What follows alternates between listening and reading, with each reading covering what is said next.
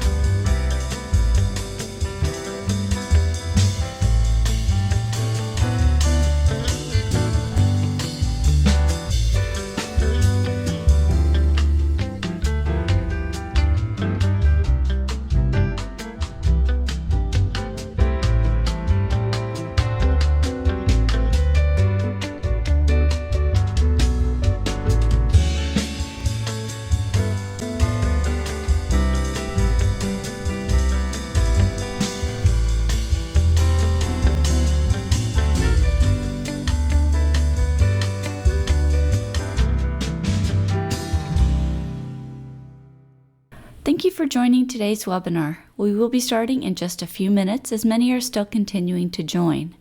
For the best audio experience throughout the entire session, please listen through your computer audio if possible and enable and adjust it as needed. If computer audio is not possible, you do have a link in your registration confirmation email to download the GoToWebinar app onto your Apple or Android device.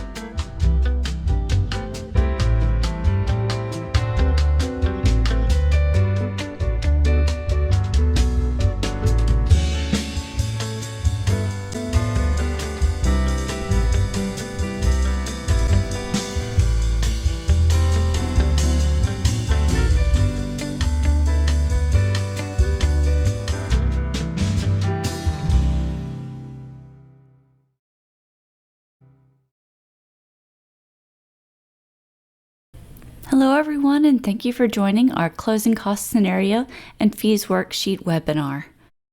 Let's get started with the housekeeping with the legal disclaimer. I'm going to leave this up for just a moment to let you read that before we proceed on with our presentation.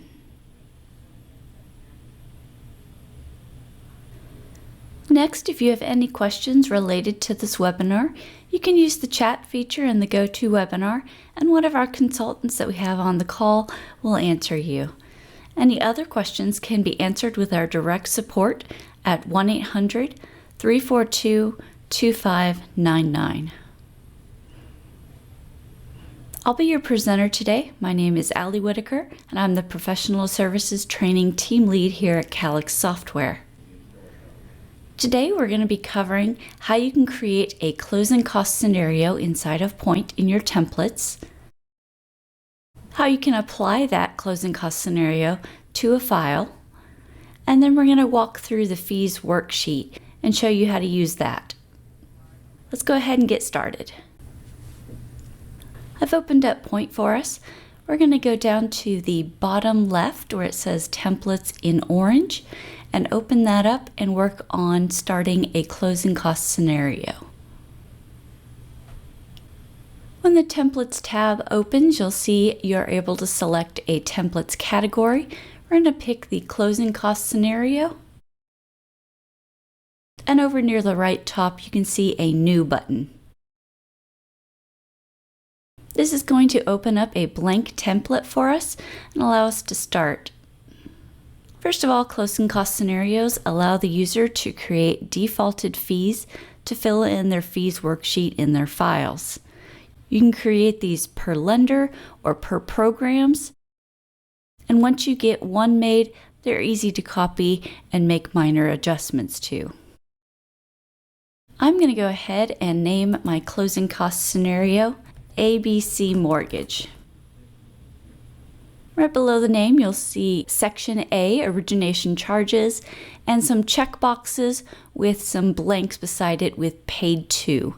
This is a way where you don't have to type the same company name over and over again into your template. You can click the checkbox on the left and type in the company name on the right. There are 3 of these. First, the top one is Paid To Broker, the next to the lender, and third, the investor. For this example, I'm going to copy my closing cost scenario name into the lender spot and check that box.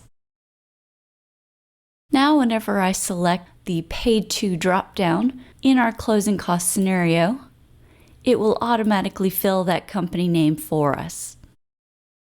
To the right of that is a key showing all of the abbreviations and what they stand for.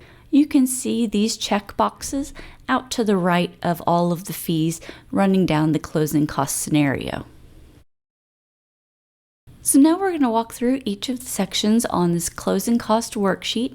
And remember, we're setting up defaults for the ABC Mortgage Company. In the discount and credit area, something that is now available to default inside of the closing cost scenario is the checkbox Copy as Lender Credit to 1003 line M. By checking this will automatically allow any credits that are put into this top area to flow to the bottom summary of your fee worksheet. We'll get to that when we're on the fee worksheet, but I do recommend checking this box in the closing cost scenario. As I pointed out earlier, there are checkboxes out to the right side of each of these fees, with a key for those abbreviations above. You can preset these so they're ready to go when you pull it into a file. Let me scroll down. We are still in Section A, but we're in Section 1 here that is asking us about the lender fees. I'm going to fill out a loan origination fee. I'm going to select Paid To Lender from the drop-down, and you can see it filled in the company name. And then I have the opportunity to put in a percentage or a flat dollar amount. I'm going to put in a 1% here and check it as a PFC. You would go through the rest of the fees listed here, and mark any that applied to your lender that you are using. Again, marking any of the check boxes that we wanted. If you had any other fees that you needed to add in this section, you could add them with the drop-downs. Something to note, if you are going to be running UCD on the loan, you will need to select an item from the drop-down only. You are not able to manually type in any fee names. If you are, however, not running a UCD, you may type in a fee in any of the drop-downs. Let's continue on to Section B. In Section B, you would do the same as you did in the previous section. Go through and mark any fees that you know that you will have on any loan. For the appraisal fee, I'm going to mark that is $700, and off to the right, again, we have those check boxes. I'm going to mark the third one as the paid outside of closing. You can see that puts that in a parentheses, meaning that they are paying beforehand, and it won't hit our total. You'd fill out the rest of the section with fees that you want to have as a default in your loans. Most companies will only need these top few fees, but if you do, again, need other fees, you do have the drop-down ability and the ability to type it in if you are not running a UCD on your file. Section C here is usually where people will put the title fees.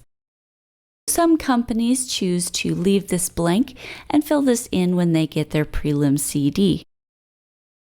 Other companies may choose to put in a starting default number, so if they are looking at starting numbers with a borrower, there are some general fees here. I'm going to go ahead and put just a couple fees in.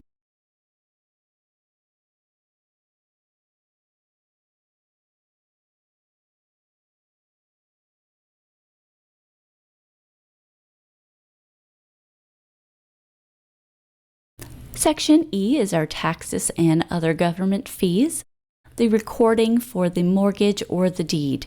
This is pretty easy to default to a county clerk. And again, if you know the estimate of what a recording cost is, you can put that in here or leave it blank and plan to fill it in when you get the prelim CD. Section F is our prepaid section. In here, you can select the days per year in your template. You can have a 360 or 365. In this section, you can put a number of days, and this will start the calculation of your daily interest inside of your file when you pull the closing cost scenario in. Let's scroll down a little further to Section G, the initial escrow. In this area, you can set up general numbers of months to have a starting point to talk with borrowers. If you wish to do that, you would be entering a number of months into the top hazard insurance reserves area. Some companies like to pick a 3 or a 6 months. The same thing with the third line, the county property taxes reserve. In this area also, off to the right with the check boxes, we have an extra checkbox now that is for escrowed. You can default in here the check boxes to make it so that the loan estimate says that it is escrowing any of these categories here. So since I filled in the hazard and the county property taxes, I'm going to go over and check box the last one on both of those. And at the bottom we have H, other charges, and if you did have others that you wish to fill in into your defaults, you could put those in here. Once you're done entering all of your fees, go up to File and Save As. And it's going to take the name from the top. I put ABC Mortgage and I'm going to save that. This is the name that I will see inside of Point. And I'm going to go up to File and Close. So we can close out our template and now go back into our loans section. I'm going to open up a loan and we can pull our closing cost scenario into our file and start walking through the fees worksheet. On the first screen, when we open up a loan, in our loan summary, you will see we have a CC scenario button here. That is a closing cost scenario, and if we click that button, it will show us all of our closing cost scenarios that we've made. You can select it here, or you can also select it at the top from your fees worksheet. I'm going to go over to the forms list on the left and pick our fees worksheet. And on the top area, again, you can see that gray button, CC scenario, and that allows us to pull that closing cost scenario that we made in as well. So let's go ahead and pull that one in. So what that closing cost scenario just did for us, it just entered our default starting numbers, and then we can go from there. But let's start at the top of the fees worksheet and work our way down. At the very top left, you'll see there is a checkbox that says freeze fees on the loan estimate with the disclosed loan amount. If you check this freeze fees box, it is going to lock down your fees on the loan estimate. I do want to make a note here that if you click the freeze fees button, users still are able to change numbers on this fee worksheet. It just will not print or save those numbers at all. So if you're seeing different numbers on your printed or loan estimate than your fee worksheet, you may want to check to see if that freeze fee checkbox has gotten checked accidentally. Below that, we have a disclosure type. In here we have TRID and the GFE. Majority of the time you're going to be using the TRID dropdown. Below that is the date prepared. If you click on this, it will give you a calendar and allow you to select a date. This date prepared is going to print on your disclosures. It's also good to note that if you are doing a redisclosure, you'll want to come back here and update this date prepared so that that new date prints on your disclosures. Over to the right, we have our loan estimate with several checkboxes. We have a checkbox for standard form and alternative form. This is on the loan estimate chart. If you use a standard form, that is used for purchases. The alternative form is used for refinances.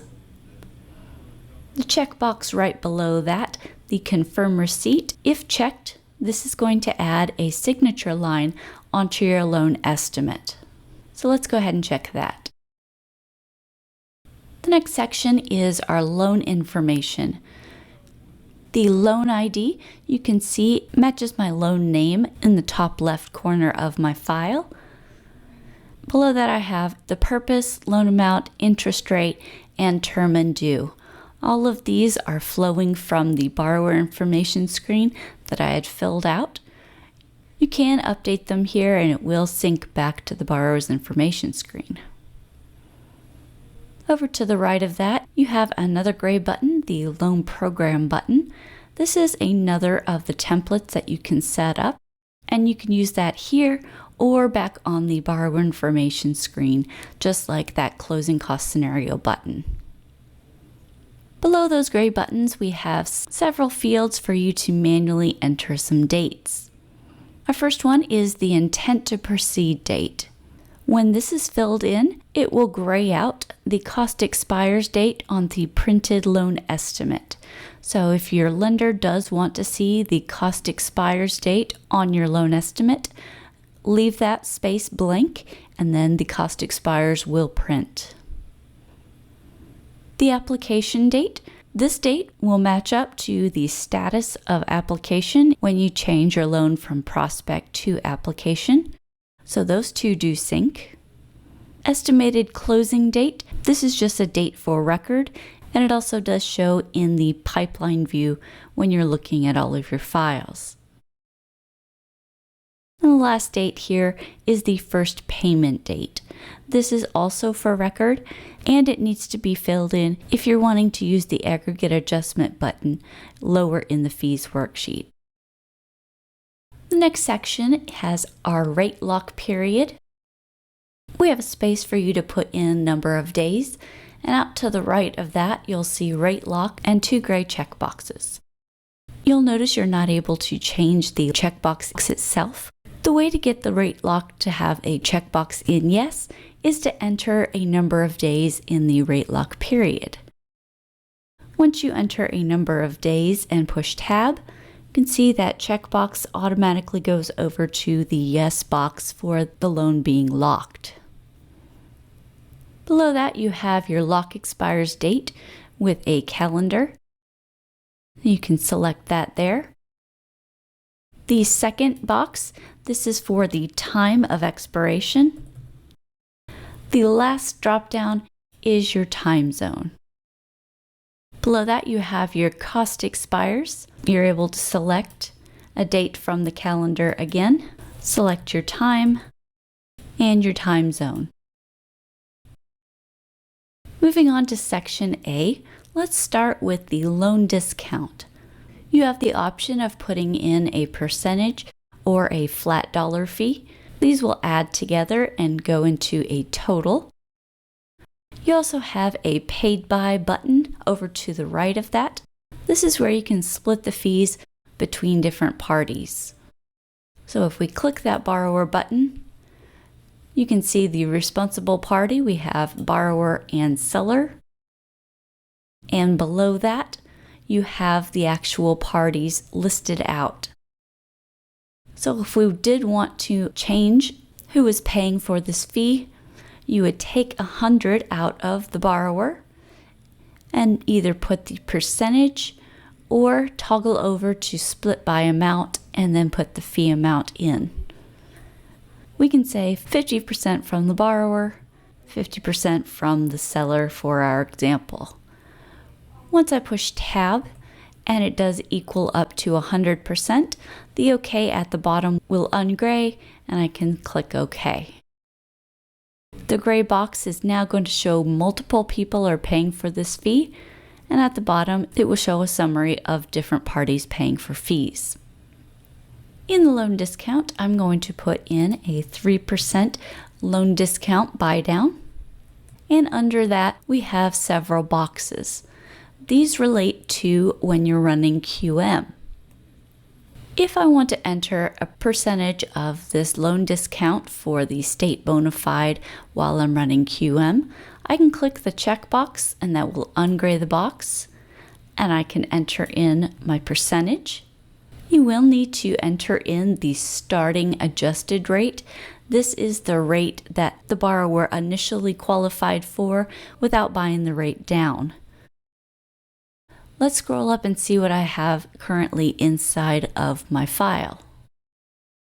You can see up in the top left loan information, I've got an interest rate of 6, so maybe they started at an interest rate of 7.5 before they bought it down to 6. The discount rebate for starting rate is for record only. If you are not running QM and you did not use a state bona fide percentage, you could put the discount starting rate here for your loan before the discount. Let's continue on a little lower. You can see below our credits, our checkbox is checked for copying any lender credits to line 103M. So if we did have any credits in here, that would flow down to the bottom. I am going to enter a credit just for an example here, so we can see how that flows down to the bottom. Continuing on with our section, we can see our defaults that pulled in from our closing cost scenario. You see that they have pre-populated our company name and the amount with our check boxes checked. You can see that the amounts are not grayed out, so we are able to update or make any changes that we need to, since our closing cost scenario is really just our starting point. but this will help save time and help reduce errors on data entry. Let's scroll down a little further. At the bottom of section A, we have a checkbox that says include lender paid compensation to broker in the total settlement charges. This area allows the broker to add in any lender paid compensation that they have. If they check the box, this percentage will be added into the disclosures and the fee worksheet. If the checkbox is not checked, this will omit that percentage or dollar amount. I'm going to leave this one checked so you can see that 1%. Section B, again, you can see our fees from that closing cost worksheet have come over and are not gray. So again, if we needed to make any changes, say our appraisal fee came back at $650 rather than $700, we are able to change that inside of the fee worksheet here. You'll also notice in this section, the PMI, MIP, USDA, and the VA funding fee, the totals on the right are grayed out with a lockbox. This is because they are auto-calculated from the mortgage insurance tab. So if you do have that on a loan, that will auto-populate in there for you. Section C, this is our title area, and we only filled in several fees here. This is where you would enter your title fees, so you can go through and update any of these that you need or add fees that were not listed there before. You'll notice this section has two grayed out buttons. They're currently gray since I have clicked on that lockbox and typed in a fee manually. With these buttons, you can program percentages and enter chart information for the lender's title insurance for Point to automatically look and calculate these numbers for you. Both of these can be built by going to your Utilities menu up at the top and either the escrow tables or the title tables. Each of these has a purchase and refinance, so you'd need to duplicate the information into both of those. We have KBs on how to fill those out to have that information flow over into your fee worksheet. In section E, again, we have our default fee come over for our county clerk. And we have our section of the transfer tax stamps below that. Each of these gray buttons, you can program in the rate of the transfer tax or dollar amount. By clicking your gray button, this will open up and allow you to select any of the defaults that you previously set. Those are also under your utilities and then your drop-down menu. You can select the city. It will have your rate there. This will automatically calculate your rate against either your loan amount or sales price, whatever you have entered for this transfer section. It is important to note that with this section, you will need to select from the drop-down if it's a city or tax stamps, so that the loan estimate fills out the description correctly. Below that, we have our prepaids. We have the 15-day default that we had before. If you had any other prepaids that you needed to enter in this area, you can enter that here. In section G here, this is our escrow section. You can see we also have a couple gray buttons in this area. These are buttons that you can program as well. These are going to be up in your utilities and your drop-down list. Near the bottom, you've got your taxes and your hazard insurance. In here, you can enter rates and even list them per county or city if you want to break it down that specific.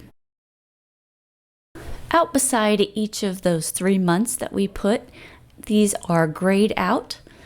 These numbers are going to be coming from our borrower's information screen at the bottom with the proposed housing. You can go back to the borrower's information screen and enter them there. Let me scroll down. This proposed monthly payment for property, this is where the numbers are going to flow from. So let's do the housing insurance. I'm going to enter in $100 per month. And let's do county property tax, $1,000 a month. So now when I go back to our fee worksheet and scroll back down to our escrow area, you can see those monthly amounts are now in the gray and our total amount is calculating. Out to the right with those check boxes, we did put in our closing cost scenario the escrowed checkbox. These have been pulled into our fees worksheet here. This will make the loan estimate say that these two fees are being escrowed. At the bottom of this section is an aggregate adjustment button. Let's walk through that. I'm going to click the aggregate adjustment button. If you're clicking and you're not getting any response, you will need to go up to the top of the fee worksheet and put in your first payment date. If you don't have that, you may think that the button is not working. Let's scroll back down. I'm going to click the aggregate adjustment button now, and it's going to open up our chart. Across the top is our number of months of cushion. I'm going to fill these in as 2 months for my tax and 2 months for my hazard insurance. Then the columns go vertical and you'll enter in when those are dispersed. So my taxes, I can fill in 12 months in December, or I could split it between 2 different months with a 6 and 6. With the hazard insurance, I'm going to put that in April as the 12 months dispersing. And click the OK button. This is going to calculate if I will have an aggregate adjustment on this file, and it's given me $800 over on the right. I'm going to scroll down a little further, and if I had any other fees or if I wanted to enter the owner's title insurance, I do have the checkbox for optional over on the left of that, and then I could enter in an amount. Let's scroll down and look at the very bottom summary of the fee worksheet. Top section is going to show all of the fees that we have in this loan. Over on the right, it's going to tell you a total for any of the fees that you marked as PFC, for POC, or you marked as FIN for the financed. In our closing cost and prepaid items summary, this is going to go through and break down all of those fees and show who is paying those fees. We have the borrower paying $21,000 and below that the seller paying $2,000. Over to the right of that, we are seeing the closing cost and prepaids, who those are allocated to. All of our fees are marked to pay to other right now. The box to the right of that is our other new mortgages. So if you did have a new loan with a first mortgage, that would appear there. The second box there allows you to enter the closing costs for that second mortgage, so you can refer to it in this loan. Below that, we have the lender and seller credit section. The top line is our cash deposits. There are 3 boxes here. The first box for the cash deposit is going to be any earnest money on this application with borrower and co-borrower. So let's enter in $1,000 for them. The second box off to the right of that is going to be for cash deposits for any co-borrower 1 or on that you have in the application. So I'm going to go up to borrower, and we're going to add in a co-borrower 1. so we can see that flow over. I'm going to go to the fee worksheet here and scroll down to the bottom. And in that first line, the cash deposit, I'm going to enter $500 here. You can already see that the $1,000 that we had on our main primary borrower has moved over to that gray spot. So let's go back into our main borrower and back over to our fees worksheet and to the bottom again. Our second box now says 500. So the second box will total any of the co-borrower cash deposits. They will all be totaled into that second box. Off to the right is the total cash deposits, adding together those applications' cash deposit monies. The second line, the lender credits, you can see we already have a number in that second box of the $2,000. This is the lender credit that came from the rate that we put up in section A. So let me scroll back up and show you that. You can see under credits, we put our 1% and that $2,000 is off to the right there. If we didn't have that checkbox checked for the copy as lender credit, that credit would not show at the bottom of our fee worksheet. So I do recommend checking that box and putting that in your closing cost scenario so it's always checked. So the first box for the lender credit is if you have any other lender credits that you want to add that's not from the rate. And the final box in here is the seller credit area. If you have any seller credits that you want to add, you can put that in this area. Remember earlier we did change one of the fees and marked it to be paid by the seller. You can see off to the right, we do have a closing cost paid by seller, and that is our fee. Below that is your cash to close summary. Top line of all of their fees. Second line is their mortgage and any other credits, followed by the cash from or to borrower area.